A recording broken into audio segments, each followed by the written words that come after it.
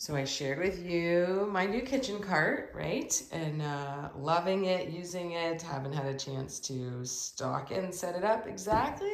But I wanted to share with you something that's been going on because I've talked about it recently about the power of habits and how we are making habits all the time just through repetition, whether we're trying to or not. So where that cart stands right now used to be where the trash was, trash and recycling, which is now, hi Romeo, it is now over here on the other side of the kitchen. Trash and recycling. Should be fairly straightforward, right? I am literally the one that moved them from there to there. And guess who has gone there about 30, 40 times since between yesterday and today. So we're about 24 hours in. Sorry, oven timer beeping here.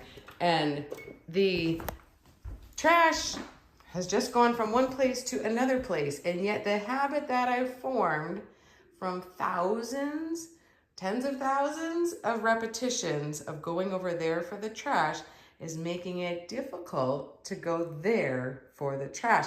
Although what I see happening is the spectrum of change that we talked about, where I start going there and then I'm like, oh, I'm doing it again. It's over here. Right? So this is rewiring neural pathways in progress. I see myself going to the first path and then I stop myself and I'm like, okay, back to this path. Now guess what I've never done? I've never gotten all the way here and thrown trash on my new cart. Why? Because it is its own pattern interrupt. Right? I go this direction and I'm like, oh crap, I see that thing. That's not trash. Okay, redirect over here. I hope I'm not making you dizzy, but I want to just demonstrate the neural pathways in progress. This is very much a fork in the road where I want to go this way. And instead I see it and I'm like, wait, no. New direction, this way. And the only way that it goes from this being the norm to this being the norm is from repetition. Reminding myself a million times, if that's what it takes. It won't, but that's okay. You get the idea. A million times. Not this path. That is not the way I want to go anymore. I want to go this way, okay? Now, this will become automatic.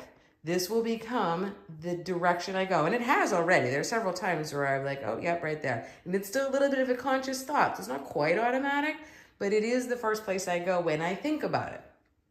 And if I don't think about it, what catches me? The pattern interrupt. A visual reminder that that is not the path anymore.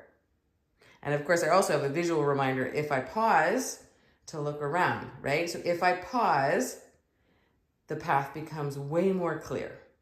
Are you getting the analogies here? If you're not, move your trash in your own kitchen and see what happens. You will see, number one, that it's difficult to start a new pattern even when it seems simple, right? So all of you that are beating yourselves up because you have a new habit you want to establish and it's not just automatic, take a look at how challenging it is when this is so simple and you're the one doing it, right?